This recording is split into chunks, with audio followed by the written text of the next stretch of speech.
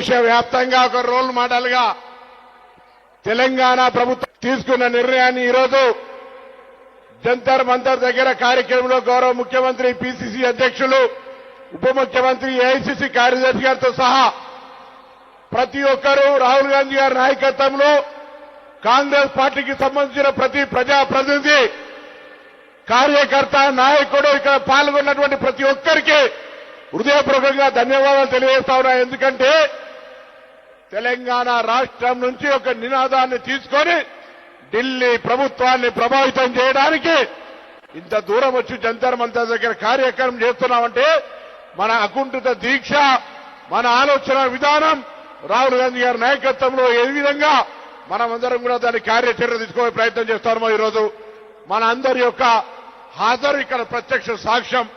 దీని తర్వాత పెద్దలు బట్టి విక్రమార్క గారు, మీనాక్షి నటరాజన్ గారు, మహేష్ కుమార్ గౌడ్ గారు, ముఖ్యమంత్రి గారు మాట్లాడతారు.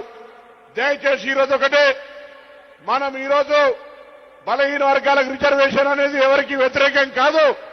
ఇది ఇందిరా సహాని కోర్టు గాని ఎక్కడ న్యాయస్థానంలో చెప్పినా ఈ రోజు మనందరికి సంబంధించి ఒకటే మాట, తెలంగాణ ప్రభుత్వం ప్రామాణికంగా తీసుకున్నటువంటి సమాచారం మేరకు మనం అన్ని రంగాల్లో రిజర్వేషన్లను అమలు చేసుకునే విధంగా బిల్లులను చట్టరీత్యా మనం చేసి పంపినాం.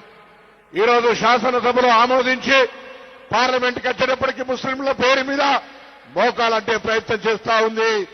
ఇంకొక నేతనేమో అసలు ఈ యొక్క సమగ్ర సర్వేలనే పాల్గొనకుండా ఈరోజు ముసలి కన్నీరు గారుస్తా ఉన్నారు.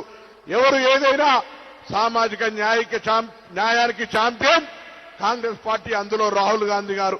అటువంటి రాహుల్ గాంధీ గారి నాయకత్వంలో తప్పకుండా మనందరం ఒక్క అడుగు కూడా వెనుకకేయకుండా ఈ 42% రిజర్వేషన్ విద్యా, ఉపాధి, స్థానిక సంస్థల రాజకీయాల్లో సాధించుకుందాం. ఈ జంతర్ మంతర్ వేదిక నుంచి మన పోరాటాన్ని ముందుకు తీసుకుపోదాం. మన పార్టీ నాయకత్వం రాహుల్ గాంధీ గారు, ఖార్గే గారు, ముఖ్యమంత్రి గారు, పిసిసి అధ్యక్షులు, ఏఐసిసి కార్యదర్శి అందరూ మన గౌరవ శాసనసభ్యులు అందరూ వచ్చినారు. అందరికీ మాట్లాడే అవకాశం రాలేదు. దయచేసి ఇవాళ మీరు చెప్పినటువంటి సంఘీభావం తప్పకుండా ఇంటెలిజెన్స్ నివేదికల నరేంద్ర మోడీ గారికి చేరుంటది.